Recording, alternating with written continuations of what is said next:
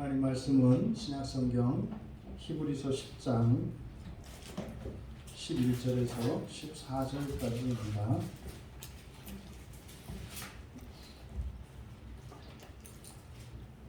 신약성경 362쪽입니다.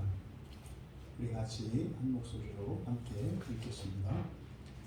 제사장마다 매일 서서 섬기며 자주 같은 제사를 드리되 이 제사는 언제나 죄를 없게 하지 못하거니와 오직 그리스도는 죄를 위하여 한 영원한 제사를 드리시고 하나님 우편에 앉으사 그 후에 자기 원수들을 자기 발등상이 되게 하실 때까지 기다리시나니 그가 거룩하게 된 자들을 한 번의 제사로 영원히 온전하게 하셨느니라. 아멘. 설교 제목을 좀 바꿔야 되겠습니다. 설교가 제목을 영원히 온전하게 하시는 분 이렇게 되어 있는데 하신 분으로 설교 제목을 바꿔주시기 바랍니다. 영원히 온전하게 하신 분. 왜냐하면 이것이 이제 중요한 의미를 담고 있기 때문에 이렇게 설교의 제목을 온전하게 하신 분, 영원히 온전하게 하신 분이라고 설교 제목을 정했습니다.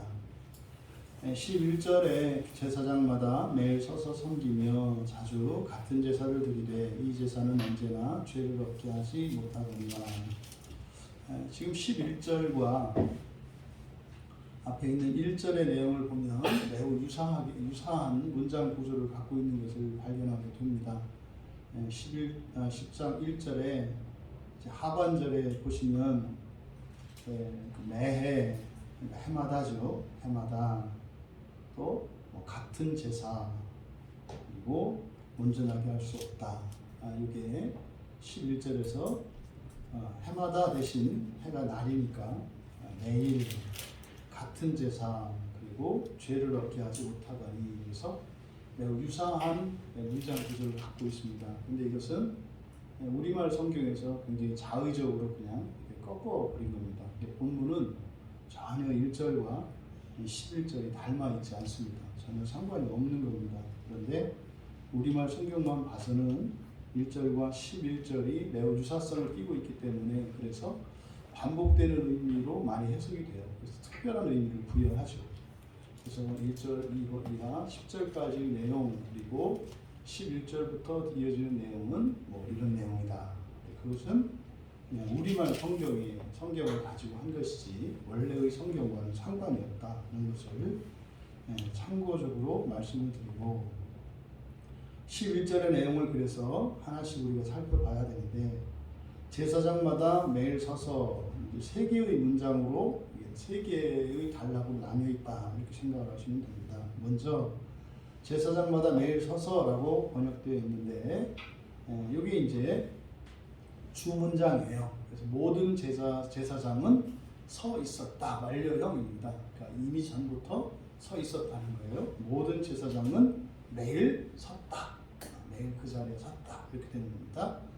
그 다음에 자주 같은 제사를 드리되 이게 뭐냐면 같은 제사를 자주라고 번역이 되어 있는데 자주가 아니라 자주라고 번역할 수도 있습니다. 그런데 자주라고 하는 것보다는 수없이 이렇게 하는 것이 문장의 뜻에 맞습니다. 같은 제사를 수없이 드리면서 모든 제사장은 매일 섰다. 같은 제사를 수없이 드리면서 그러니까 지금 1절에서 말하고 있는 것은 사실은 상번제입니다. 매일 드리는 제사예요. 앞에 1절에서 말씀드린 것은 1절 그리고 앞에서부터 지금 9장에서부터 이어져 왔던 그 제사는 대속죄 제사를 염두에 두고 있는 것이고 지금 여기 11절에서 언급하는 것은 구약에 나오는 상번제입니다. 매일 아침 저녁으로 드리는 제사를 말해요. 그러니까 이것이 자주 이렇게 번역되면 안 되는 거죠. 매일 반복되는 것이기 때문에. 그런데 그 일이 계속되었지 않습니까? 그래서 수없이라고 번역하는 것이 맞다. 원래 또 그 단어의 뜻이 그래요.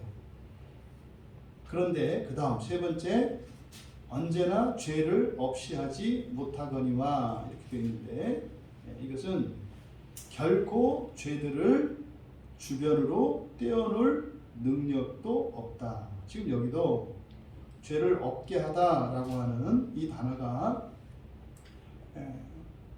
이게 이제 하이에로의 파생어예요. 지난주에도 우리가 살펴보았습니다만 앞에 이제 아나라고 하는 접두가 붙었을 때 그것은 없애는 것이 아니라 선택하여 위로 들어 올리는 거라고 했지 않습니까?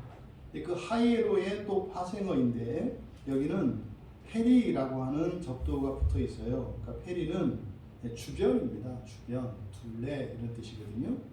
그러니까 페리 아이레오 그러면 이거는 주변으로 분리시키다 뭐 이런 의미입니다.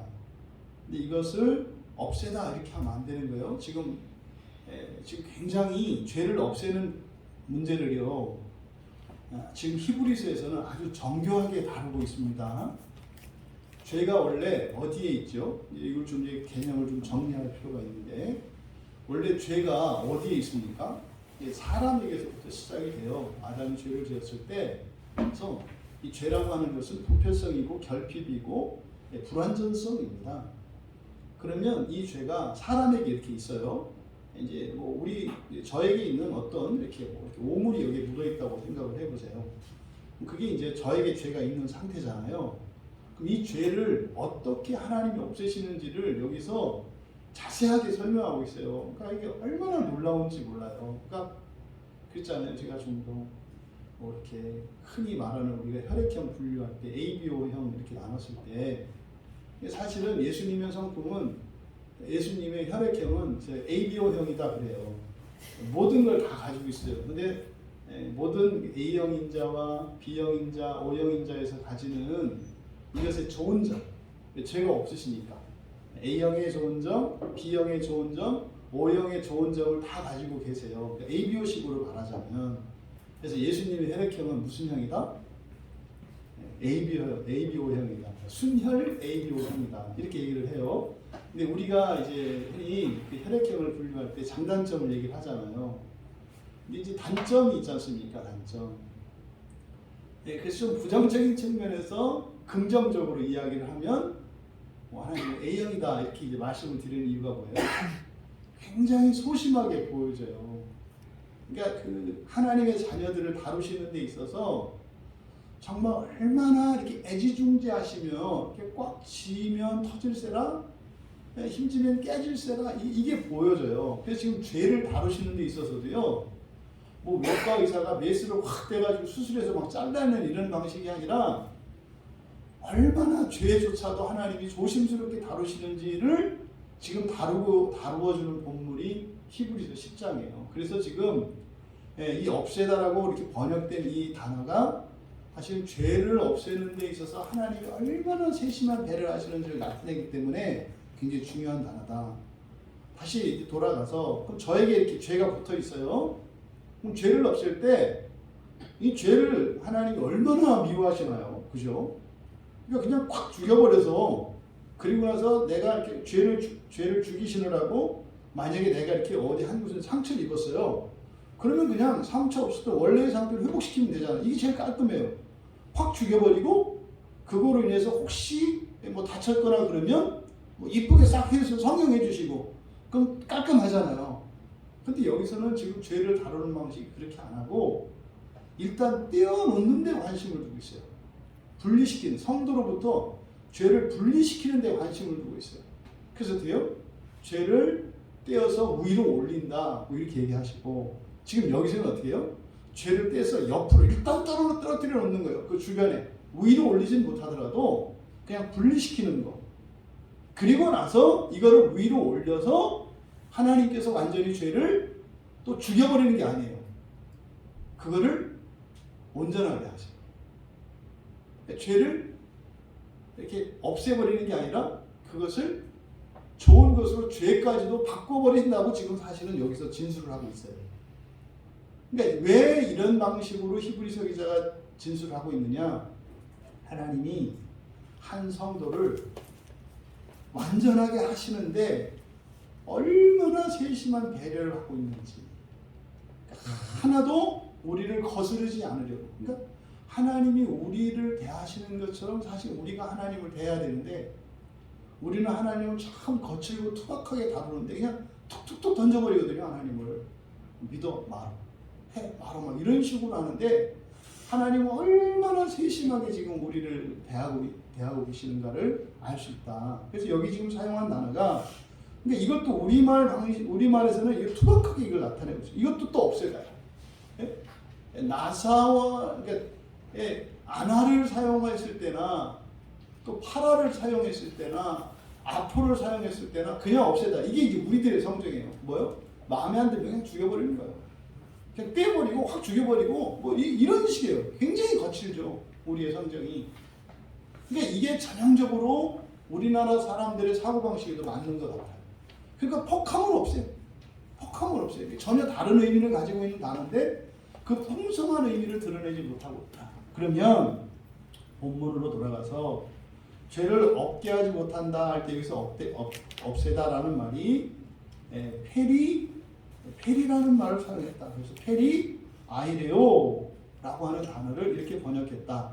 그러면 없애다라고 하는 단어는 어떻게 번역해야 맞다? 주변으로 분리시키다. 주변으로 분리시키다. 요거를 그래도 그나마 제일 잘 번역되어 있는 게 사도행전 27장 40절이에요. 사도행전 27장 40절에 가면 이제 배가 풍랑을 만났습니다. 그래서 배가 막 가라앉아요. 그럼 배가 가라앉을 것 같으니까 어떻게 합니까? 무게를 줄인다고요. 그래서 배 안에 있는 물건들을 막 다 버립니다. 근데 27장 40절에 어떻게 되어 있냐면 닻을 끊어 바다에 버리는 동시에 끊어서 바다에 버렸다 이렇게 번역을 하고 있거든요. 그러니까 끊어서 배에서 떨어뜨려 놓는 거죠. 닻을. 왜? 그 무게 때문에 배가 흔들리니까. 근데 이 단어가 또 다른 데에서는 또 다 없애다 죽이다 이렇게 번역이 돼 있어요. 그러니까 닻을 없애는 건 맞죠. 그렇죠? 근데 없애는 게 중요한 게 아니라 뭐예요? 끊어서 내는 거, 분리시키는 게 초점이다. 그래서 주변으로 분리시키다 이렇게 하는 것이 맞다는 거예요. 그러니까 언제나 그러니까 요지는 뭡니까? 제사장이 매일같이 이제 상번제 아침 저녁으로 제사를 드리지 않습니까? 근데 그 제사를 뭐 수없이 드렸다고요. 그러니까 지금 이거는 이렇게 카메라로 보자면 뭐 아침 저녁으로 제사장들이 계속 드나드는 모습을 빠르게 화면으로 막 하는 거예요. 똑같이 하는 거죠. 똑같이. 아침 저녁으로 매일 들어가서 막 들어갔다가 나와서 촛불 켜고 촛불 재갈고 뭐 이렇게 뭐요 이렇게 진설병 올렸다 내렸다 하면서 이렇게 계속 하는 거예요. 이거를 많이 반복하는 거. 이 얘기를 하는 거예요. 근데 수없이 그렇게 그런데 뭐 했다?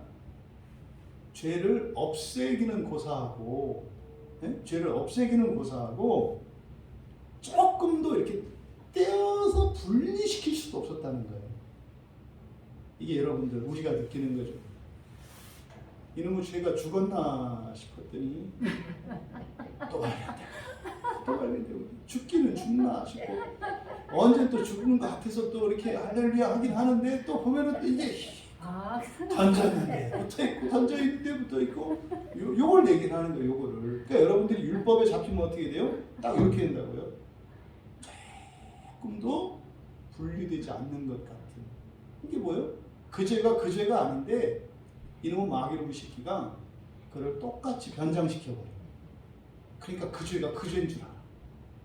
이게 마치 귀신을 섬기는 사람들이 조상인 줄 알고 섬기는 것처럼 죄가 그런 거잖아요. 뭐 예를 들어서 여러분들이 반복적으로 어떤 뭐 나쁜 습관이나 행동이 있어요. 그 행동을 하면 똑같은 죄라고 생각을 하잖아요. 아니라고요. 그 죄는 뜯어졌고요. 다른 죄가 그 행동을 유발시키는 거예요. 이게 사람들이 넘어지는 거예요. 그러니까 행동 자체가 완전히 안 바뀌면 아무런 변화가 일어나지 않은 것처럼 생각한다고요. 아니라니까요. 그러니까 안에서 쉬지 않고 일하시는 성령님은 섭섭하시다고. 여러분들이 오늘 사시기까지 여러분 안에서 퍼낸 그 죄로 말하면 저 정화조 차량으로도 수없이 많아요. 수없이. 근데 이 마귀노식기가 어떻게 해요? 그걸 행동으로 똑같은 행동으로 나타내니까 우리는 눈에 보이는 것만 보이니까 그 행동이 완전히 안 바뀌었으면 마치 아무런 변화도 일어나지 않은 것처럼. 그러니까 이 세상에 제일 억울하고 답답하고 원통하고 그게 성령님이세요.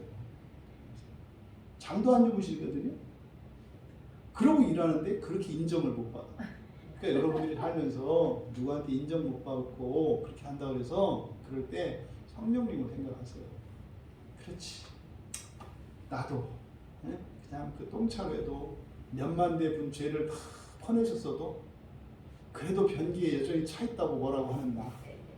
쌓아놓긴 지가 쌓아놓고 그거를 몇천 대를 치웠든 몇만 대를 치웠든 그 성령님이 하신 것을 감사하는 게 아니라 그저 꽉 차 있는 자기 똥통만 바라보고 뭐 당신이 했으면 뭐하냐.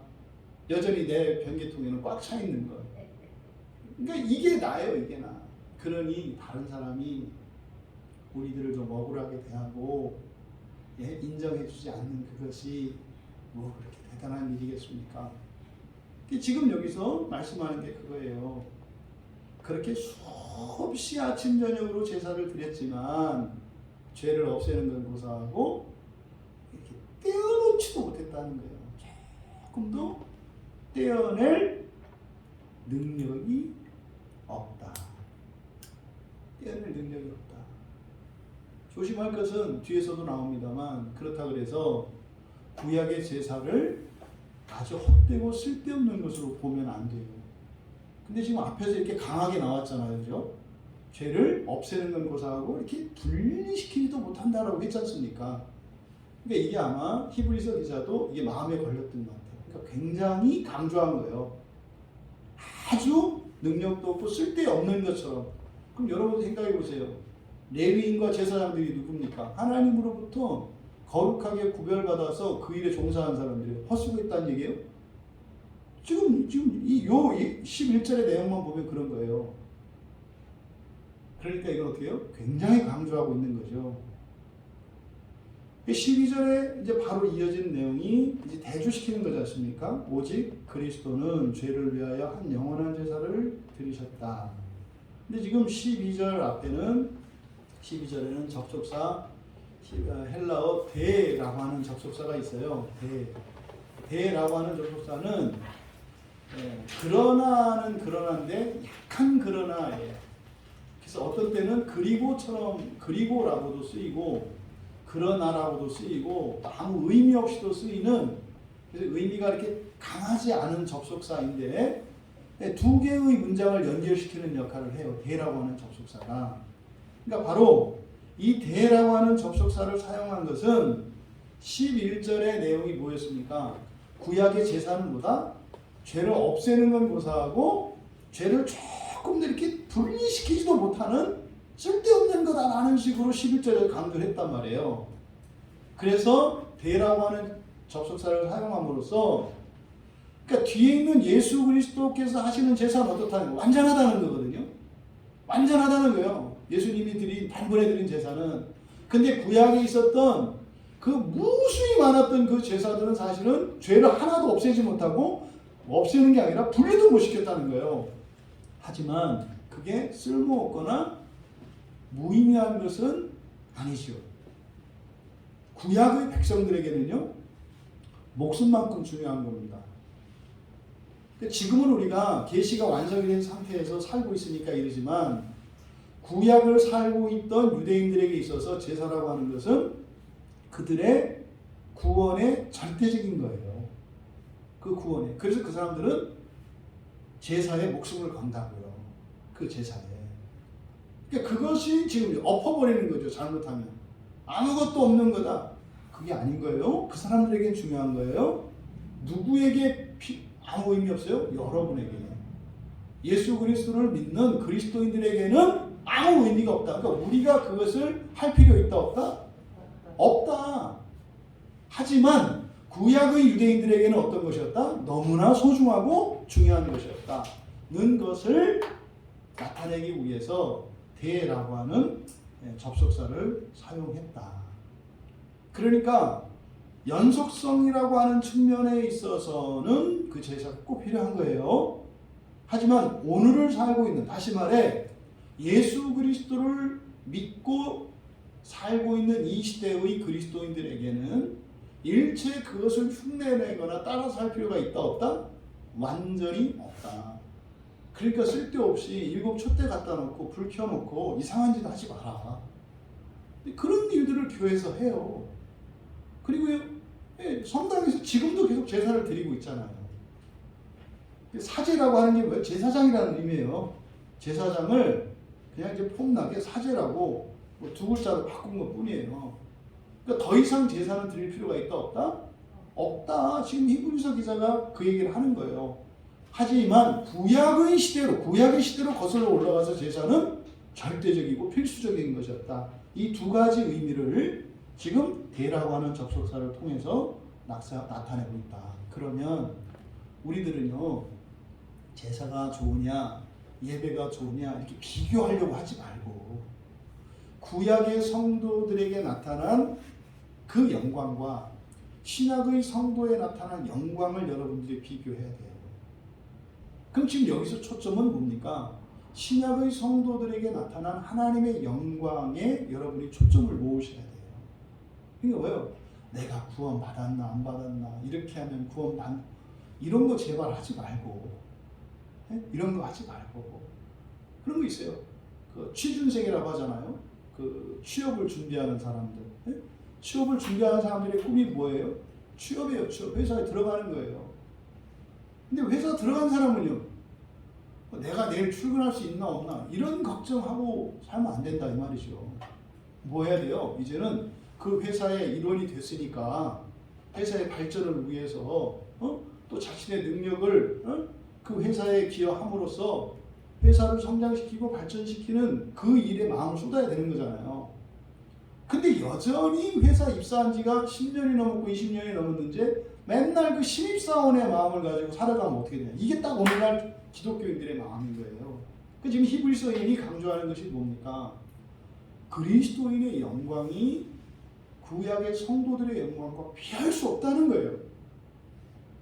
이때 이거를 차별이거나 이렇게 우열로 비교하시면 안 돼요. 왜? 그때 당시에 그리스도인은 없어요.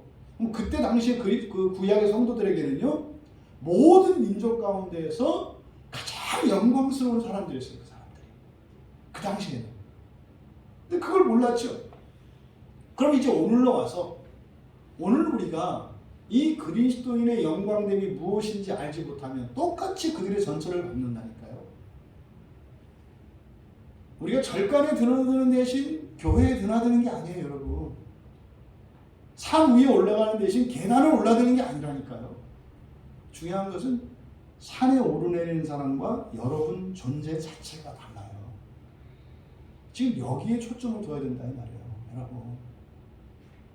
지금 당장 뭐 이렇게 뭐 끼니가 걱정되고 뭐 이럴 때가 아니다 이 말이에요. 이럴 때가 아니다. 여러분들의 나타난 그 영광이 얼마나 놀라운 것인가, 여기에 초점을 두셔야 한다. 지금 이게 사소한 대라고 하는 접속사를 사용합니다. 왜냐하면 원래는 그냥 바트 그러나 이렇게 해야 돼요. 왜? 완전히 대조되는 거니까. 근데 대라고 하는 접속사를 사용한 것은 이런 복잡한 여러 가지 내용들을 품고 있다. 하지만 그러나예요.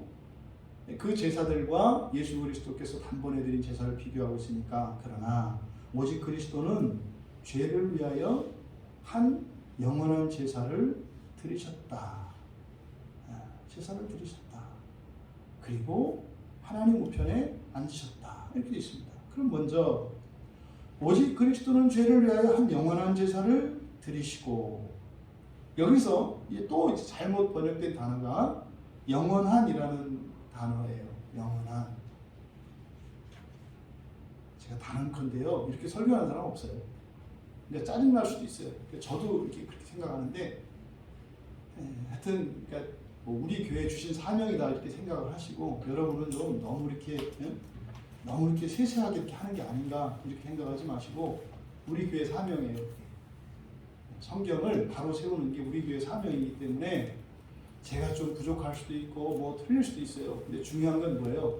성경이 어쨌든 문자적으로 완전하게 제대로 만들어지기 전까지는 그 길을 가야 한다는 그 사명이 우리 광야교회의 사명이에요. 그래서 이렇게 하나하나 뭐 문법적으로 단어들을 설명하고 우리 무슨 뭐 적도가 보고 이런 얘기를 하더라도 그냥 이렇게 딱 하지 마시고 좀 마음을 기울여서 들어주시기 바래요. 그리고 이런 얘기 할 때는 중요한 단어들만 얘기해요. 다 얘기하는 거 아니에요. 너무나 중요한 내용이고 이 복음을 변질시킬 수 있는 이 내용들 그것들을 하는 것이니까 여러분들이 이런 거 설명할 때는 이렇게 귀 기울이고 이 시험을 봐야 여러분들이 귀를 기울이고 중간고사, 기말고사 봐야 이게 무조건 시험 나오는 거거든요. 학교 같으면 무조건 시험 나는 거예요. 중요한 건데 틀리게 번역됐대. 이건 무조건 시험이지. 근데 시험을 안 보니까 이런 얘기하면 막 짜증낸다. 시험 볼까요? 살려살려 하시네. 어쨌든 여기서 지금 참 마음이 아프고 속상하고 이제는 탄식도 안 나와요. 하도 그래서 영원한이라는 말이 어떻게 이걸 영원하다고 번역했는지 모르겠어요. 지금 영원하다, 영원한이라고 번역한 단어가 디에네케스라는 말이에요. 디에네케스. 이게 뭐냐면 디아라고 하는 말과 디아페로라는 말을 합친 거예요. 그러니까 디아가 두 번 들어가 있죠. 원래는 페로가 나르다, 짐지다 뭐 이런 뜻이에요. 페로가. 근데 그 앞에 디아를 붙여서 만든 거거든요. 디아페로. 근데 거기다 또 디아를 한 번 더 붙인 거죠. 그러니까 디아 플러스 페로 이렇게 된 거예요. 그러니까 원래 페로의 의미는 왜 페로의 의미죠? 페로는 무엇을 그러니까 짐을 지다 또 나르다 뭐 이런 뜻이에요. 근데 디아는 무엇을 통하여 그래서 전적으로 관통하여 이런 뜻이거든요. 그러니까 디아페로 그러면 짐을 지고 가다 이런 뜻입니다. 그러면 앞에 또 디아예요. 그래서 이거는 완전히 감당하는 이런 의미예요.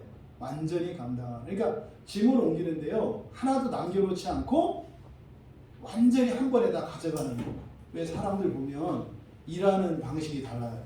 어떤 사람은 쉽게 두 번에 나르는 사람이 있고 저 같은 사람은 그냥 한 번에 하는 걸 좋아해서 한 번에 다 실어요. 한 번에 다 실고 막 쩔쩔매고 다치고 어디 떨어져서 이마 깨지고 막 그거 하다가 막 떨어지면 또 막 짜증이 나서 놓고 해. 그래도 한 번에 다 지고 가느라고 저 같은 사람은 그런 식으로 해요. 근데 지혜로운 사람은 그렇게 안 해요. 예. 두 번, 세 번에 나눠서 이렇게 하면 우아하게 일할 수 있거든요. 힘들이지 않고. 근데 여기서 말하는 영원한이라고 번역된 이 디아네케스라고 하는 이 말이 완전히 감당하는, 그러니까 모든 짐을 한 번에 다 지고 나르는 뭐 이런 거예요. 이런 거.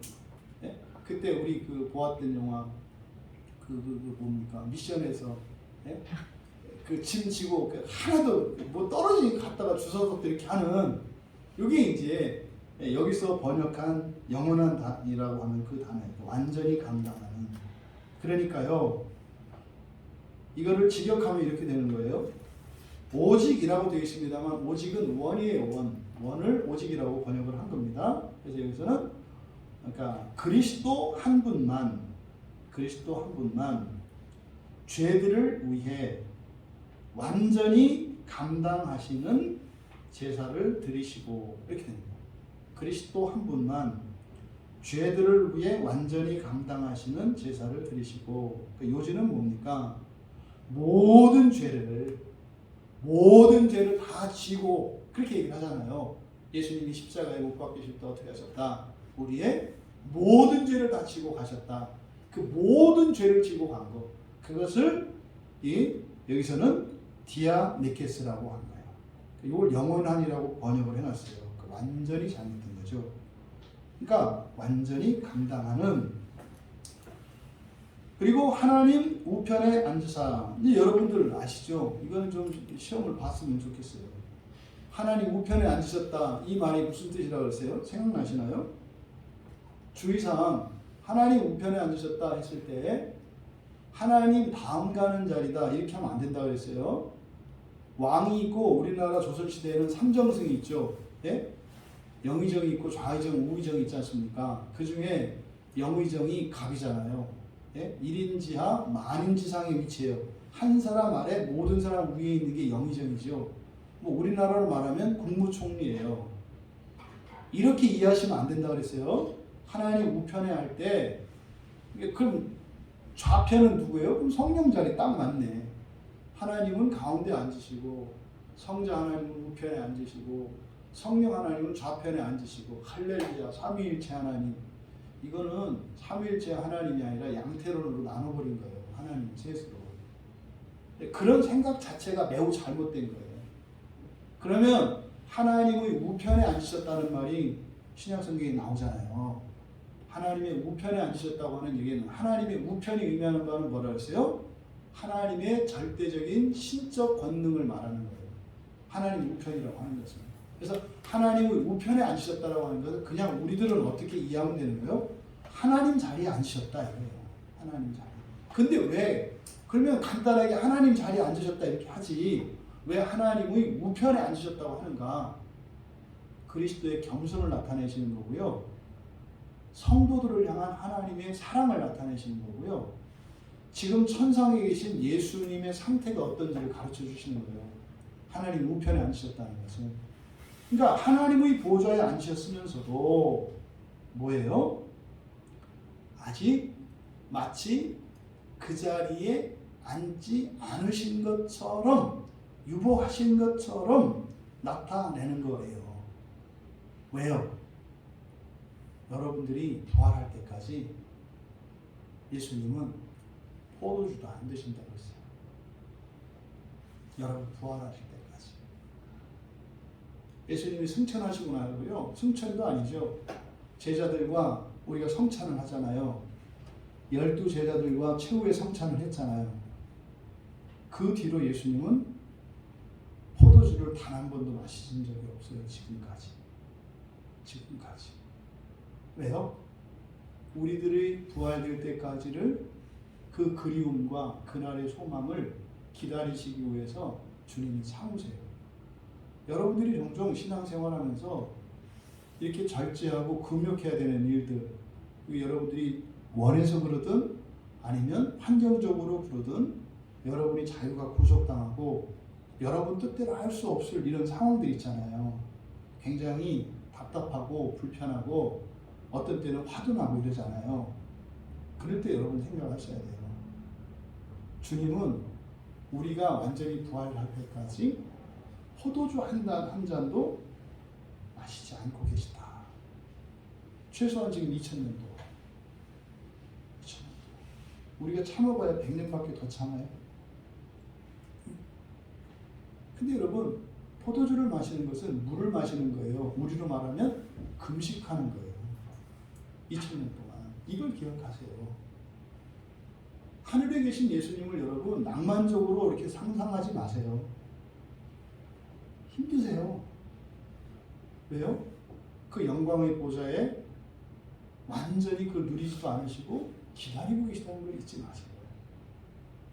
그러니까 예수님을 인격으로 여러분들이 생각을 안 하신다. 그냥 전능하신 하나님으로 생각을 해요. 맞죠? 그런데 예수님은 아직 인격이세요. 아직 신성으로 완전히 회복되지 않으셨다니까요. 언제? 여러분들이 첫째 부활하는 그때 예수님도 그 부활에 참여하세요. 그래서 드디어 하나님이 하나님 되셔요.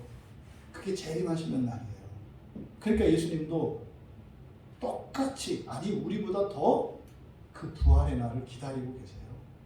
재림의 날. 그러니까 우리 마음이 똥줄 타겠어요. 예수님의 마음이 그 줄이 타겠어요. 예수님의 그 줄이 더 타시겠죠. 네. 왜냐하면 더 기대와 이게 더 어마어마하시니까 여러분 절대 예수님을 이렇게 막연하게 생각하지 마라. 네? 여러분 생각해 보세요. 누군가가 여러분을 그렇게 정말 그리워하고 목말라하고 여러분을 기다리고 있어요. 여러분을 너무너무 사랑하고 그랬을 때 여러분이 그 사람을 전혀 생각하지도 않고 그리고 쓸데없는 일 때문에 지체하고 있다고 생각을 해보세요. 네? 오히려 자신에게 해가 되는데 이게 우리네 인생이거든요. 이걸 모르니까 그냥 아무 생각 없이 살아가는 게 괜찮은 것처럼 생각한다고요. 예수님은 생각을 안 하니까. 왜 그래요? 예수님은 잘 계실 거예요. 낙원에 간 성도들은 그런지 몰라도 거기서도 예수님은 아직까지 목마르세요. 아직도 목마르세요. 여러분, 이걸 기억하세요. 지금 낙원에 있는 천상에 있는 성도들은 기쁘겠죠. 죄 없이, 네? 죄 없는 곳에서 살 테니까 너무 좋겠죠. 거기서도 여전히 철부지들인 거예요. 예수님이 그러실 거라고 꿈에도 생각을 못 하겠지. 왜? 우리가 이렇게 좋은데 왕 되신 예수님은 얼마나 더 좋을까? 이게 이제 어린 아이들이 모르는 부모의 마음이죠. 그렇잖아요. 이 세상의 모든 애들은 자기 엄마 아버지가 다 부자인 줄 알아요. 내일 지금 대출금 못 갚아서 지금 진짜로 막 그냥 입이 바짝바짝 마르는데 부자인 것 같아요. 왜? 항상 보면 100원짜리 1000원짜리 항상 있거든요. 엄마 아버지는. 그러니까 무지 부자라고 생각을 해요. 그러니까 예수님도 그런 거죠. 하지만 철이 있는 사람들은 우리 집이 월세를 사니까 내일이 월세인데 우리 엄마가 월세는 준비가 됐을까? 뭐 이런 생각을 하는 것이 철이 든 사람이죠. 근데 천국에 있는 성도들이 베드로가 철 들었어요. 얼마나 들었겠어요. 모를 거예요. 지금도. 우리나 하니까 알지. 성경을 모르는 우리니까 알지. 근데 문제는 우리가 가면 또 금방 철이 없어져요. 금방 적응해서. 예수님이 지금도 목마르시다는 것을 여러분 잊지 마셔라. 네? 잊지 마셔라. 그래서 하나님 우편에 앉으셨다라고 하는 이 말은 그리스도의 겸손과 인내와 그리움과 사랑과 이것을 나타내는 거예요. 그 부활의 날을 기다리시는 그 예수님의 간절한 그게 이 하나님의 우편에 앉으셨다는 말의 의미라는 거죠. 성경을 보실 때 여러분 이제 이 말씀을 나오실 때 그래서 우리를 향하신 하나님의 그리움, 그 척한 겸손하심 그리고 그 목마르심 이것들을 여러분들이 그 의미를 생각할 수 있게 되기를 바라요. 그래서 그러니까 그리스도 한 분만 죄들을 위해 완전히 감당하시는 제사를 드리시고 하나님의 우편에 앉아 계셔요. 앉아 계셔요. 바로 제가 지금 말씀드린 이 성경, 예수님이 부활의 날을 기다린다 했잖아요. 그 근거가 어디 있어요? 이렇게 이제 물어볼 수도 있단 말이죠. 거기 바로 뒤에 13절에 나와요. 왜냐하면 13절에 있는 내용이 지금 제가 예수님이 우리를 기다리고 계십니다. 하나님이시면서도 하나님의 영광의 보좌에 앉으셨으면서도 누리지 않으시고 우리와 함께 누리기 위해서 기다리고 계십니다. 이렇게 설명했던 이유가 13절에 나오는 거예요. 13절에서는 남은 자들을 기다리시면서 이렇게 돼 있어요. 남은 자들을 기다리시면서. 그러니까 보좌에 하나님의 우편에 하나님 보좌에 앉아 계신데 뭐 하면서 기다리신다? 남은 자들을 기다리신다. 이게 이제 결정적으로 굉장히 잘못된 번역이에요. 우리말 성경에 그 후에라고 번역되어 있어요. 이럴 때는요, 진짜 속에서요, 막 분노가 끌어올라요. 분노가. 미쳤구나. 근데 사실은 우리말로 번역할 때는 이게 영어 성경을 기초로 하기 때문에 그럴 수밖에 없어요. 영어 성경을 따라서 했으니까. 근데 맨 처음에 영어로 번역할 때 그 번역자예요. 미친놈이에요. 그래서 저는 그런 생각, 그러니까 음모론도 있는데 저도 그 생각을 해요. 성경을 번역할 때 이 사탄 마귀가, 이 못돼 처먹은 사탄 마귀가 성경 번역자들 사이에 이 못된 거짓 교사들을 들여보내요. 이것들이 중간중간에 성경을 말도 안 되게 왜곡하는 일들이 일어나요. 지금 여기서요, 그 후에 미치겠어요. 이럴 때는 진짜로 이건 거룩한 미침입니다. 아니 보세요. 그 후에 하나님 우편에 앉으사 우편에 앉으셨어요. 앉으사 그 후에 자기 원수들을 자기 발등상에 이게 지금 무슨 말이에요? 기다리긴 기다리시는데 딱 앉아서 뭐 하는 거예요? 될 때까지 기다린다는 거잖아요. 우리말 성경으로 보면. 그러니까요. 예수님은 왕이셔. 하나님이셔. 그러니까 다 마치시고 승천하셔서 이제 하나님 자리에 딱 앉으셔서 기다리고 계신데 그 누가 해야 돼요 그러면? 여러분들이 하셔야죠. 그러니까 어떻게 돼요? 재판관이 돼요. 열심히 하나 안 하나, 똑바로 하나 안 하나 재판관이 돼요 예수님이. 그 기다리시는 예수님이시니까. 그러니까 아니 정말 목이 말라서 발을 동동동 구르며 계시는 예수님을 이렇게 번역을 해놓으면 마치 보좌에서 양팔걸이에 딱 걸치고 아주 거만하게 앉으셔서 왕의 호사를 누리면서 죄에 쩔쩔매고 있는 이 땅에 있는 성도들에 대해서 대루하시는 하나님처럼 느껴지잖아요. 그러니까 절대적인 약자처럼 성경에서는 기록되어 있는데 절대적인 강자처럼 되어 있고 그러면요 그 앞에서 우리는 죄책감에서 벌벌벌 떨어야 되는 그리고 못돼 쳐서 드신 죄인들처럼 이렇게 만들어 버려요 성경이. 근데 이렇게 번역을 해놓으면 또 우리가 아멘 한다고요. 나는 죄인이로소이다. 아니 이게 입에 붙어가지고 지금 그게 아니에요. 그러니까 어떻게 이거를 이렇게 번역을 했을까? 그래서 그 후에라고 번역된 단어가 정확하게는 뭐냐면 토로이폰이라는 말이에요. 토로이폰. 그래서 토로이폰이라고 하는 것은 로이폰이 남은이에요. 남겨진 자 있잖아요. 로이폰 남은 남겨진 이런 뜻이거든요. 근데 형용사 앞에 정관사를 붙였어요. 그건 뭐예요? 남은 자들, 남은 것들 이렇게 되는 거예요. 남은 자들.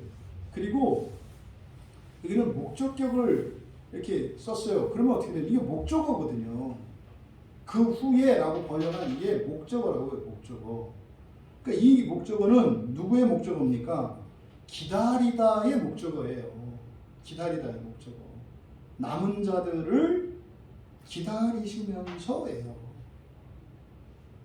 하나님 우편에 앉아 계신데 뭐 하면서 기다리신다? 그 남은 자들을 기다리시면서 앉아 계시다. 왜요? 올 때까지 포도주도 안 드시기로 하셨으니까. 올 때까지는 완전한 하나님의 영광도 취하지 않으시니까. 그러니까 그 남은 자들이 누구겠습니까? 여러분이죠. 여러분이죠. 그리고 주님께서 재림하시는 날까지 이 땅을 살아가는 하나님의 택하심을 받은 자들이겠죠. 그러니까 남은 자들을 기다리시면서 남은 자들, 그 남은 자들을 기다리시면서 언제까지 기다리시느냐? 자기 원수들을 자기 발등상이 되게 하실 때까지. 여기서 원수들이라고 하는 에크트로이라는 말이거든요. 복수형이니까 원수들. 이 에크트로이의 개념은 기본적인 개념은 해를 끼치려고 하는 것이에요. 이 원수들이라고 하는 의미는. 그게 뭡니까? 안 되기를 바라는 거, 방해하는 거. 이게 여기서 원수들이라고 하는 이 원수의 가장 기본적인 개념이에요. 그런 거 있잖아요. 그런 거 뭐라고 하죠? 괜히 주는 거 없이 싫은 사람 그러잖아요. 그런 사람들이 없어지셔야 돼요. 여러분들 안에. 예수 믿기 전에 다 있으셨죠? 네? 그냥 아무 이유도 없이 믿고 싫어. 근데 이게 이제 뭐 관상학이나 그 사람의 그 체질이나 이런 거에 따라서 나타나요. 하나 재밌는 거 알려드릴까요? 네. 싫어요. 하여튼 그건 나쁜 거예요. 이유 없이 싫어하고 이유 없이 잘 되는 거 방해하고 이러는 거는 심술 부리고 하는 거. 에? 이런 거는 잘못된 거예요.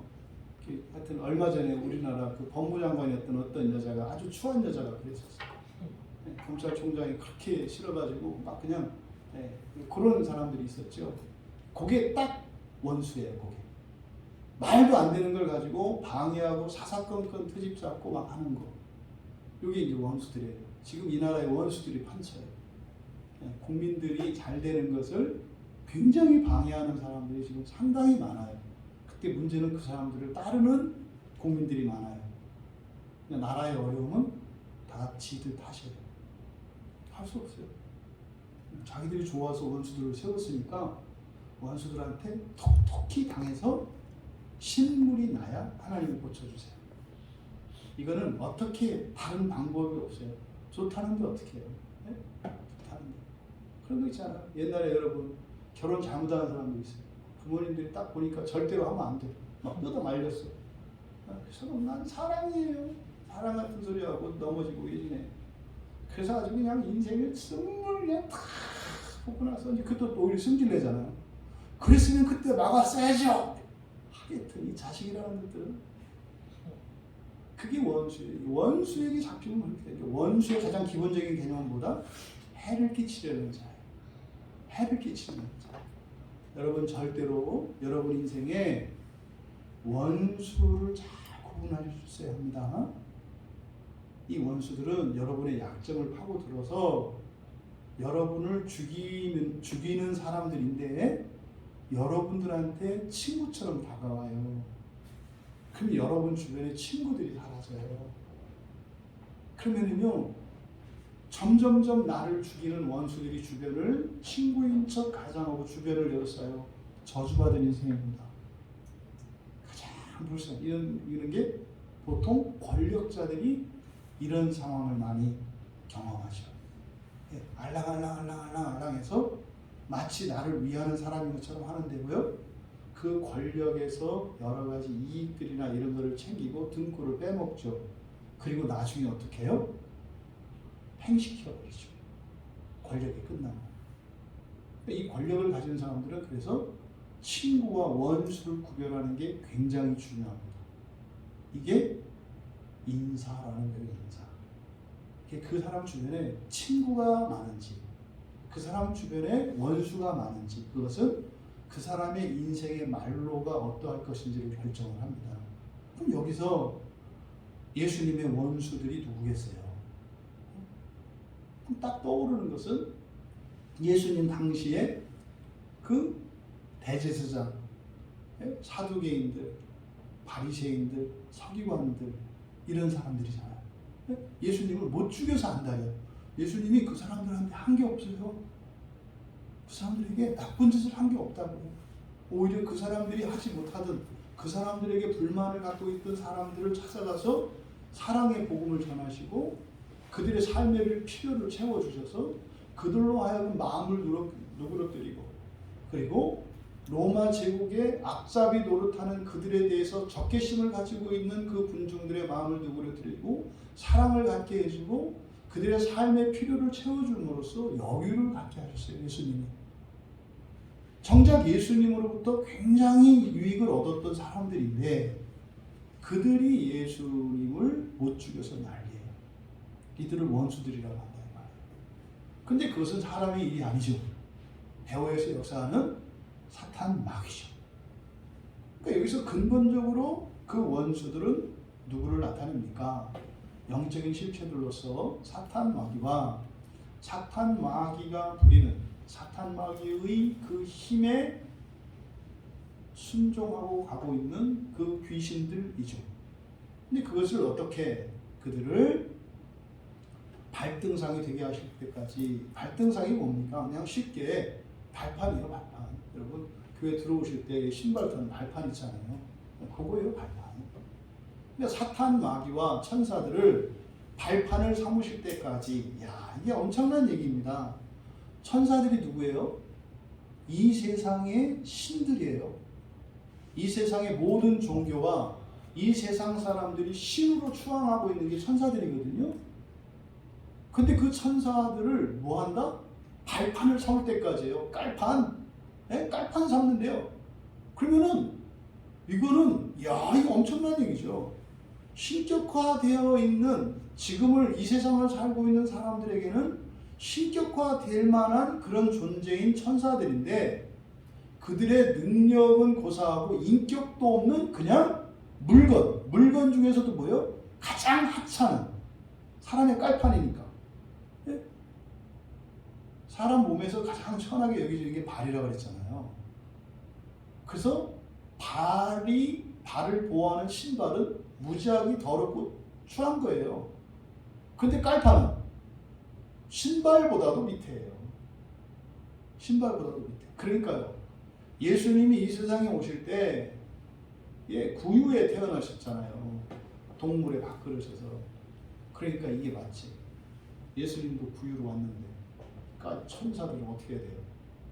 이 깔판 돼야지. 그게 맞지. 그러니까 지금 여기서 이렇게 최대한 천사를 낮추는 거예요. 그러니까요. 완벽하게 천사들이 뭡니까? 낮아질 때까지예요. 완전히 낮아질 때까지. 사탄 마귀는 존귀한 자였습니다. 천사 세계에서도 가장 탁월한 자였습니다. 하나님의 영광들과 있는 그룹들에 속해 있었던 자입니다. 근데 그 자가 어떻게 돼요? 가장 낮아요. 그래서 이 세상에 이런 인격도 없는 사물과 같이 되어질 때까지. 그럼 뭡니까? 일체 사탄이 다시는 죄를 범할 수 없을 때까지. 왜 이런 말씀을 하실까요? 왜 이렇게까지 기다리실까요? 우리의 염두를 두신 거예요. 그러니 에덴 동산에서 하와를 꼬드겨서 범죄했던 그 사건이 하나님께 얼마나 그게 놀라운 사건이었고 얼마나 가슴 아팠던 사건이었는지를 발등상 삼을 때 천사들을 발등상 삼는다는 이 말씀을 통해서 하나님의 감정을 우리가 읽어낼 수 있어요. 그 에덴 동산에서 하나님의 그 거룩하신 창조의 계획을 망가뜨린 이 사탄에 대해서 하나님이 가지고 오시는 이 적개심, 이 분노, 진노가 얼마나 큰 것인지를 알게 해준다. 14절에 근데 이렇게 한 이유가 무엇인지를 14절에서 설명을 합니다. 왜냐하면 가르라고 하는 접속사가 생략되어 있어요. 왜냐하면 그가 거룩하게 된 자들을 한 번의 제사로 영원히 온전하게, 이 온전하게 이 또 들어가 있어요. 이게 잘못된 거죠. 여기도.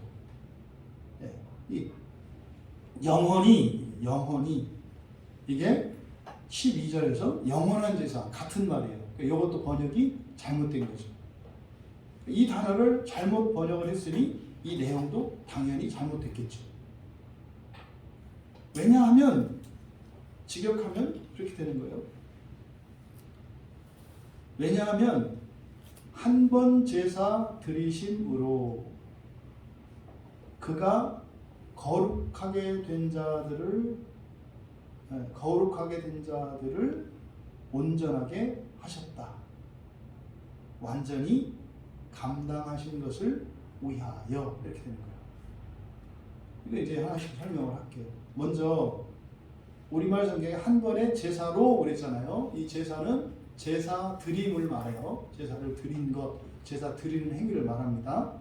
제사할 때와 내가 제사를 드렸다 할 때와 제사를 드린 것과 제사는 다르죠. 그렇죠?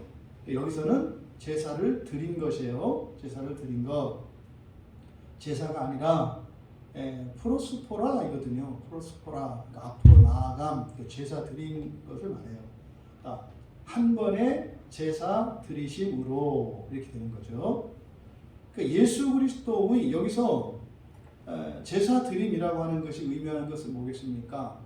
단순히 예수님이 십자가에서 죽으시고 그 사건만을 얘기하는 게 아니에요. 여러분 보십시오. 만약에 제사를 드릴 때 제사를 드리는 것은 그 시간, 제한된 시간입니다만 사실은 제사 드릴 때 사용되는 그 제물이 있죠. 그 제물이 이 세상에 태어나서 만약에 염소였어요. 수염소를 제물로 드렸어. 그러면 그 염소가 사실은 그 어미의 배에 잉태될 때부터 사실은 제사가 시작되는 거죠. 시간적으로 되돌려 보면. 왜냐하면 얘가 잘하다가 다치거나 병들면 여기 올 수 없어요. 그러니까 이 모든 게 다 들어가 있는 거예요. 제사 드릴 때.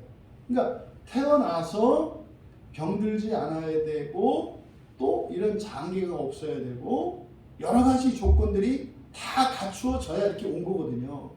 그러니까 사실은요, 지금 여러분들이 여기 앉아 계시지만 지금 앉아 계신 게 아니에요. 지금 이 순간은 여러분의 인생, 어머니 뱃속에서 딱 착상되었을 때부터 지금까지 여러분의 모든 것이 지금 와 있는 거라고요. 그러니까 예수님의 제사를 드리시려고 하는 것은 마리아 뱃속에 성령으로 잉태될 때부터 시작되어서 태어나시고 헤롯으로부터 위험에 빠졌다가 도망가셨다가 이렇게 태어나시고 해서 예수님의 전 인생이 다 들어가 있는 말이에요. 한 번의 제사 드림이라고 하는 것은 단순히 제사가 아니다. 이해되시죠? 그래서 예수님의 전생애를 생각한다면 출생에서부터 예수님이 십자가에서 죽으시고 죽으시기까지 이게 이제 대속제물로서의 삶이잖아요. 그리고 예수님이 죽으시고 무덤에 장사되시고 음부에 내려가시죠. 사후세계예요. 음부는 사후세계에 들어가신다 했어요. 사후세계니까 지옥에도 가신 거란 말이에요. 예? 뭐 낙원에도 가셨는지 어쨌는지 몰라. 뭐 가셨을 수도 있겠지. 음부라고 했으니까 정확하진 않아요. 음부는 낙원도 지옥도 포함되는 세계를 음부라고 하는 거예요. 사후세계. 성경의 음부는 어디다? 사후세계다. 사후세계는 어디와 어디가 있다? 낙원과 지옥이 있다. 이걸 기억하셔야 돼요. 그럼 예수님이 음부에 다녀오셨다고 했을 때 지옥에 가신 거 틀림없이 맞고요. 왜 베드로 사도가 얘기를 했거든요. 그리고 낙원에 가셨을 것 같아요. 제 생각으로. 섭섭하지 않겠어요? 네? 안양에 오셨는데 뭐 바로 옆에 교회 오셨다가 우리 교회 안 가시면 서운하지 않겠어요? 그럼 지옥에 있는 성도만 성도고 낙원에 있는 성도는 성도가 아니니까 그럴 리가 없잖아요. 그러니까 분명히 낙원에도 들리셨을 거라고 생각을 해요. 그게 음부라고 했겠지. 그러니까 예수님이 죽으시고 무덤에 장사되시고 그리고 음부에 내려가셨잖아요. 그리고 오셨죠. 다시 살아나신 거예요. 그리고 40일 동안 또 제자들과 함께 사시다가 승천하셨잖아요. 이 모든 과정을 여기서는 한 번의 제사, 한 번 제사 드리심이라고 얘기를 한 거예요. 그러니까 여기서 깊은 묵상이 나올 수 있는 얘기야. 예수님의 전생에는 뭐였다? 제사를 드리는 삶이었다. 그래서 바울 사도가 로마서 12장 1절에서 우리의 몸으로 드리는, 우리의 삶으로 드리는 예배를 이야기하잖아요. 그게 뭡니까? 사실은 여러분들의 삶이 제사예요, 제사. 그런 의미에서. 그러니까 이것을 한 번의 제사 드리심으로 라고 한 겁니다. 그렇게 해서 그가 거룩하게 된 자들을 온전하게 하셨다.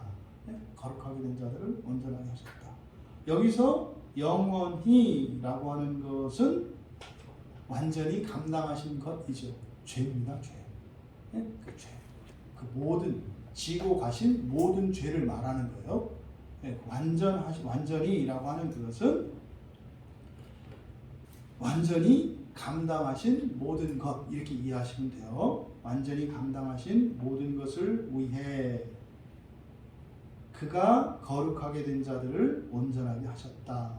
이게 이제 서두에 설명했던 내용인데 여기에 온전하게 하셨다. 요거는 완료형이에요.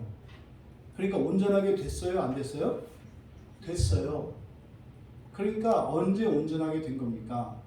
우리의 죄를 다 지고 가셨을 때, 예수님이 지상을 사시고 승천하셨을 때 예수 안에서 택함을 받은 자들은 이미 온전하게 됐어요.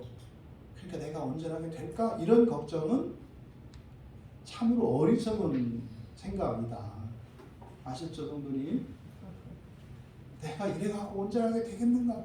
그게 아니라 온전하게 되겠는가 안 되겠는가는 누구에게 달려있어요? 예수님이 과연 모든 죄를 다 지고 가셨는가 안 가셨는가의 문제예요. 그러니까 여러분이 나는 온전하게 안 될 것 같아 이거는 여러분의 가상한 뜻은 알겠습니다만 그게 무슨 얘기인가요? 예수님이 어쩌면 내 죄를 몇 가지 남겨놓고 갔을지도 모른다는 얘기라고요. 교회 안에서 이런 생각을 하는 게 그런 의미라는 것을 모르잖아요. 오히려 온전하지 않다고는 얘기하잖아요. 뭐 믿고 당신이 구원받았다고 하냐? 당신이 구원받은 증거가 있냐? 이 얘기 무슨 말이에요? 어쩌면 예수님이 죄를 몇 개 떨어뜨리고 갈 수도 있는데 그 죄가 당신 죄일 수도 있지 않냐? 이 얘기예요. 얼마나 이게 발칙한 말이에요. 저 사람은 구원 받은 사람이야. 저 사람은 구원 안 받은 사람이야. 이 얘기가 뭐라고요? 예수님이 모든 죄를 지고 가신 게 아니라 어쩌면 몇 가지 죄를 폭탄처럼 떨어뜨려 놓고 갔는데 그게 저 사람의 죄일지도 모른다는 얘기라니까요. 우리의 초점은 거기에 두면 안 돼요. 그래서 온전하게 하셨다. 완료히 온전하게 하셨다. 그런데 여기 이제 긴장이 생기잖아요. 뭐냐면 그리고 하나 또 봐야 되는 게 여기서 거룩하게 된 자가 아니에요. 이게 문제예요. 이게 거룩하게 된 게 아니에요. 그래서 거룩하게 된이라고 번역한 이 단어는 이거는 현재 분사예요. 현재 분사는 하고 있는 이라는 뜻이에요. 근데 수동태니까 거룩하게 되어가고 있는 이라는 뜻이에요. 거룩하게 되어가고 있는 자들을 위하여. 영원히가 아니라 뭐라고요? 지고 가신 그 모든 것, 그 모든 것을 위하여 온전하게 하셨다. 이게 지금 시간이 뒤죽박죽입니다. 여러분, 온전하게 하신 게 먼저예요. 시간적 순서. 그 다음이 뭐가 돼요? 거룩하게 되어가고 있는 거예요. 여러분이 예수를 믿는 순간요, 온전하게 되셨어요. 온전하게 되셨다는 의미는 뭡니까? 하나님이 원래 계획하셨던, 하나님 자녀 삼도록 계획하셨던 그 일이 이미 성취되었다는 거예요. 결론이 이미 났다고요. 예? 텔레비전 드라마 같아요. 이미 결론이 난 드라마라고요. 이 얘기를 하는 거예요. 그런데 거룩하게 우리가 거룩해야 되는 게 아니에요. 거룩하게 되는 거라고요. 거룩하게 되는 거. 거룩하게 되는 일이 현재 일어나요. 그러면 온전하게 하신 것과 거룩하게 되어가는 것 사이에 긴장이 있죠. 온전하게 하신 것은 확실하고 불변해요. 근데 그리고 이미 이루어진 결정이 된 일이에요. 그런데 거룩하게 되어져 가는 것은 현재의 일이에요. 게다가 이거는 내가 해야 되는 것도 아니고 되어져야 하는 거예요. 그러니까 내 입만으로는 안 돼요. 근데 내가 또 참여해야 돼요. 근데 이건 아직 안 끝났잖아요. 요 긴장이 있다고, 요 둘 사이에. 그러니까 여러분들이 고민을 하고 괴로워하시더라도 이걸 정확히 알고 괴로워하셔야 된다고. 그러니까 여러분들이 괴로워해야 되는 것은 뭐예요? 거룩하게 되어가는 과정에서 겪는 괴로움이죠. 온전하게 될 건가 말 건가는 여러분의 고민의 영역이 아니라고요. 여러분들이 거룩하게 되어져 가고 있는 지금 현재, 그러니까 여러분은 시간적으로 현재만 살면 돼요. 지금만. 지금은 뭐예요? 설교 똑바로 듣는 거예요. 설교를 듣고 마음을 싣고 깨닫고 은혜를 주시기를 바라는 거. 이게 거룩하게 되어서 가는 거예요. 이따가 여러분이 집에 가시거든. 여러분 역할을 하시는 거예요. 그게 거룩하게 되어서 가는 거예요. 여러분들이 해야 될 일을 하고 하기로 했던 거 하고 그게 거룩하게 되어서 가는 거예요. 여러분이 회사 출근하시면 이제 내일 쉬고 모레 쉬고 월요일날 출근하면 회사에 갈 거 아니에요. 그럼 여러분이 일이 있을 거 아닙니까? 그럼 그 일에 여러분이 마음을 쏟는 거, 이게 거룩하게 되어져 가는 거예요. 그러니까 여러분이 왜 회사에서 일을 하고 집에서 가정을 섬기고 이렇게 해요? 교회 나오고 이런 어떤 섬김을 왜 해요? 이 모든 것들이 거룩하게 되어져 가는 과정에서 하는 거예요. 그 일이 좋아서 하는 것도 아니고, 예? 뭐 돈을 받아서 하는 것도 아니고, 물론 좋아서 하고 돈도 주면 좋아. 근데 그건 부수적인 것이고 근본적인 것은 뭐예요? 거룩하게 되어가기 위해서 하는 거라는 거예요. 사는 것 자체가. 이게 자꾸 헷갈리니까 다음 달 월급 받으면 그만둘 거야. 맨날 이런 얘기 하잖아요. 여차하면 호적 정리할 거야. 그래서 뭐 어떨 건데. 그동안 같이 살아준 거에 대해서 감사해야지. 그 뒤도 하는 거. 다 이거 뭐 코로나 끝나고 나면 교회 오길. 그러니까 코로나가 안 끝나지. 그러니까 우리가 마음을 쏟아야 되는 것은 뭐예요? 거룩하게 되어져 가는 거에 마음을 쏟아야 된다. 이거를 여러분들이 요것만 정리되셔도 머리 새는 일이 없어요. 그러면 안 되겠다. 쓸데없이 고생하는 일은 없어요. 쓸데없이. 그러니까 요 시간적인 공백, 온전하게 하신 완료형과 거룩하게 되어가고 있는 현재 분사 사이에 긴장이 있어요. 그러니까 보십시오. 예수님이 우리 죄를 다 지고 가셨어요. 위로. 네? 위로 다 지고 가셨어요. 그때 이미 여러분들은 부활에 참여하도록 이미 결정이 됐어요. 다만 부활에 참여하는 시간만 달라요. 종말에 이 세상이 끝나고 새하늘과 새 땅이 열릴 그때에 부활할 건지, 아니면 예수님이 재림하시는 그 순간에 부활할 것인지, 아니면 그 중간의 어느 때에 부활할 것인지만 달라요. 예수를 믿는 순간 모든 사람은 어떻게 됐어요? 부활이 이미 확정이 됐어요. 다만 결정되지 않은 것은 뭐다? 부활의 시기. 부활의 시기. 그래서 우리가 힘을 써야 하는 것은 뭡니까? 부활 그 자체가 아니라 부활의 시기다. 부활의 시기. 요 얘기를 지금 하고 있는 겁니다. 근데 이렇게 어렵게 얘기를 한 것 같아요. 왜? 죄의 문제 때문에 그래요. 죄의 문제 때문에. 그래서 거룩하게 되어가고 있는 자들을 온전하게 하셨는데 그 이유가 뭐라고요? 예수님이 먼저 지고 가셨던 모든 죄들을 위하여 그랬잖아요. 그러니까 다시는 우리가 죄의 영향을 받지 않는 자들로 세우신 거다 이 말이에요. 왜? 이 죄들로 인해서. 그러면 결국은 어떻게 되겠습니까? 우리가 거룩하게 되어져 갔잖아요. 가요. 예를 들어서 첫째 부활하는 사람을 기준으로 얘기할게요. 뭐 여러분 중에 여러분 다 예수님이 오시면 다 첫째 부활에 참여하기를 진심으로 축복합니다. 그러면 어떤 일이 일어나느냐? 여러분이 맨 처음 예수를 믿을 때 여러분의 과거의 죄와 오늘까지 살면서 있었던 죄, 그 이후 또 여러분 죽을 때까지 지을 모든 죄, 가능한 모든 죄, 아주 마음 먹고 지을 수 있는 가능한 모든 죄까지 예수님이 다 지고 가신 거예요. 그래서 역시나 예상대로 그 죄들을 지으면서 살아. 근데 그 죄는 어떤 죄요? 다 예수님이 지고 가신 죄죠. 그런데 그 죄를 범하며 살죠. 이게 어떤 과정이라는 거예요? 거룩하게 되어져 가는 과정이라는 거예요.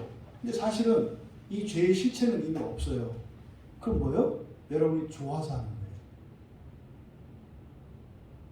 여러분 의지적으로 하는 일이라고. 불신자가 짓는 죄는 불가피해요. 운명적이에요. 신자가 짓는 죄는 자기가 마음을 열어야 죄를 짓는 거예요. 또 능력이 없어서 그를 죄를 짓기도 해요. 그래서 1차적인 책임은 다 우리에게 있어요. 예수를 믿는 순간. 그러면 그것을 통해서 이미 죄는 가져가셨지만 나에게 그런 죄가 있었다는 것을 나중에 깨닫는 거예요. 예수님이 모든 죄를 지고 가셨는데 모든 죄가 뭔지를 몰라. 사실은. 왜? 아직 내가 미래에 짓지 않은 죄에 대해서는 상상도 못 하거든요. 사실은 오늘 오기 전에 되게 마음 아픈 소식을 들었어요. 너무 충격적이고 너무 마음이 아파서 절대로 얘기 안 할 건데, 근데 뭐 아내가 뭐 주체로 또 얘기하니까 또 막 또 우는데, 너무 우리 교회 얘기는 아니니까 또 이렇게 이러지 말고, 그러니까 어떤 이야기를 들었어요. 너무너무 마음 아파. 참 그 죄까지도 다 가져가신 거죠. 근데 본인은 나에게 그런 죄가 있을 거라고 상상도 못했겠죠. 어쩌면 지금도 못 깨닫고 있는 것 같아요. 그런데 그것을 통해서 주님이 이런 죄까지도 가져가신 거야. 그래서 주님이 지상에 오셔서 사시고 천상에 올라가신 그 일이 얼마나 큰 은혜였는지를 나중에 깨닫게 돼요. 여러분들이 지금 하나님 알고 있는 하나님의 은혜는 억만분의 1도 안 돼요. 그냥 개인적으로 정말로 바다를 먹물 삼고 하늘을 두루마리를 서서 0.1mm로 써도 다 기록할 수 없어요. 그 은혜를. 죄를 짓고 나서 알죠. 근데 그렇게 해서 거룩해지는 과정이에요. 그렇게 해서 결국 하나님의 사랑을 알고 은혜를 알고 하나님의 권능을 알아요. 그러면서 우리가 죄를 이기는 사람이 되어가죠. 그럼 보십시오. 여러분이 딱 예수님이 재림하시고 첫째 부활에 참여하는 순간 어떤 일이 일어나는 거예요? 그때 여러분들은 죄가 있어도 더 이상 죄를 짓지 않는 완전한 존재가 되고, 그 순간 죄도 뽕 하고 사라져요. 이게 재창조된 세계예요. 하늘에 있는 모든 별에 상상할 수 없는 아름다운 일들이 일어납니다. 예수님 재림하실 때. 화성에 물이 있냐고요? 상관없어요. 나중에 물이 흐를 거예요. 화성에. 오곡백과가 가득 찬 그런 들판이 화성에 있을 거고, 달에도 있을 거고, 다 있을 거예요. 저 안드로메다 성구에도 있을 거예요. 그때 우리들이 몇 천억 광년 떨어져서 살는지 몰라도 어쨌든 여러분들은 어느 별 어딘가를 하여튼 다 하지 않은 왕들이 되어 있을 거예요. 생각해 보세요, 여러분. 하늘에 떠 있는 모든 별들이 지금은 우주에서 가장 아름다운 별이 지구라고 하는데, 이것과 비교될 수 없는 완전한 자연 환경을 가지고 있는, 그래서 천년을 살잖아요. 하늘에 있는 모든 별들이 그렇다고 생각해 보세요. 그리고 왕래가 가능해. 이게 예수님이 재림하실 때 일어날 일이에요. 그러니까 그날에 죄도 딱 사라져. 그러면요, 온 우주가 어둠이 없어진대요. 빛으로 충만한데요. 그리고 완벽한 자연 환경을 가진 모든 별들이 되고, 거기에는 천만 성도들이 모든 별 안에서 할렐루야 찬양하며 온 우주에 메아리 칠 겁니다. 사부 돌림 노래가 아니었던 할렐루야. 이게 여러분, 이게 예수님이 재림하시는 일이 나는 거예요. 요 얘기를 지금 이렇게 설명을 하고 있는 겁니다. 여러분, 영원히 온전하게 하신 분, 그분이 여러분의 주님이세요. 현재 여러분의 삶 속에 그러함에도 여전히 이런저런 어려움이 있을 수 있고, 슬픔이 있을 수 있고, 또 누군가가 여러분을 실망시키고 깜짝 놀라게 하는 일이 있을 겁니다. 잊지 마십시오. 예수님은 여러분을 온전하게 하신 분이다. 하신 분이다. 잊지 마세요. 우리가 이해할 수 없는, 정말 너무나 싫어하는 그런 일들과 환경이 일어날 수 있어요. 지금 우리 박영순 성도님 너무 아프잖아요. 사실은 여러분, 실감하는 데까지 오래 걸립니다. 잘 안 돼요. 머리가 따라가지 않아요. 제가 목회하면서 많은 가정들을 봤잖아요. 가족 중에 누가 이렇게 큰 일을 당했어요. 온 가족이 다 긴장을 하고 마음을 모을 것 같죠? 천만에요. 눈 깜짝도 안 합니다. 눈 깜짝도 안 해요. 아무 일도 일어나지 않은 것처럼. 그래서 머릿속에서 계속 얘기를 해요. 네가 이래도 되니? 네가 이래도 되니? 왜 그래요? 안 받아들이는 거예요. 왜요? 믿지 않기 때문에. 믿지 않으면 그 일이 일어나도 실감이 안 돼요. 그런 거예요. 그러다가 어느 한순간 믿어지는 때가 와요. 그때가 위험하죠. 그때가 와 당하고 싶다. 잘 되는 것도 마찬가지예요. 어저께 그 5달 동안 계속했던 미스트롯 2가 끝났어요. 거기서 제주도 댁이 그 역전 드라마를 써서 1등을 했어요. 아직 실감 안 나요. 이제 이미 지금부터 오늘 저녁 어제 밤부터 아마 여기저기에서 섭외가 들어오고 또 매니저가 하겠다는 사람들이 여기저기 연락이 오고 난리가 났을 겁니다. 그래서 아마 한두 주 사이에 그 사람의 인생이 완전히 바뀝니다. 제가 아주 봤어요. 그랬더니 1등 상금 1억 5천만 원이라더니 그 뭐 할 거냐고 하니까 5층에 사시는 아버지가 몸이 불편하신데 1층으로 옮겨드리고 싶다. 얼마나 착한 딸이에요. 1억 5천으로 1층으로 옮겨드리는 게 아니라 15억짜리 빌딩을 사드릴 수 있게 될 거예요. 그때 그 사람이 어느 날 믿어질 때가 와요. 아, 이게 내 돈이고 내가 이렇게 할 수 있구나. 이게 믿어질 때가 와요. 그때가 중요해요. 그때가 중요해요. 그때 무슨 일이 일어나는지 몰라요. 이런 연예인들이나 이런 사람들이 성공했을 때 보세요. 나중에 다 가정이 깨지잖아요. 딱 믿어질 때 이딴 사람하고 내가 안 살아도 되네. 안 참고 살아도 되네. 이렇게 느껴져요. 그러면 가정을 깨버리고 다 계속 이상한 일이 일어나요. 여러분 기억하세요. 온전케 하신 분이 예수 그리스도이십니다.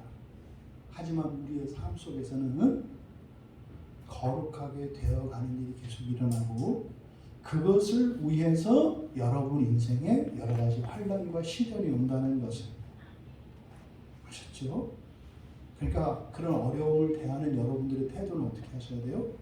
온전하게 하신 것을 절대적으로 믿고 하루하루 거룩하게 되어져 가기 위하여 주어진 삶에 감사하며 내 역량 안에서 내가 할 수 있는 것만 하고 하나님께 은혜를 구하며 살면 되는 거예요. 이럴 것인가 저럴 것인가는 하나님께 맡겨두세요. 여러분들이 하나님께서 여러분의 환난을 그저두지 않으십니다. 그것을 하나님께서 오히려 귀하게 사용하시고 그것을 인하여 오히려 여러분의 인생을 존귀하게 하실 것입니다. 여러분들이 오늘 이 말씀을 꼭 붙드시고 이미 온전케 하신 그분께서 거룩하게 되어 가도록 인생을 허락하여 주신 것임을 기억하면서 우리 인생에 대한 의미 또 여러분들이 지금까지 살아왔던 인생을 되돌아보며 지난날의 실수가 무엇이고 어리석음이 무엇이었는지 앞으로 살아갈 때 오늘을 살아가며 여러분들의 평생이 온전케 하신 그날의 약속을 믿고 거룩하게 되어져가는 인생을 사시는 여러분 되시기를 주님의 이름으로 축원합니다. 우리 말씀을 생각하며 함께 기도합니다. 하나님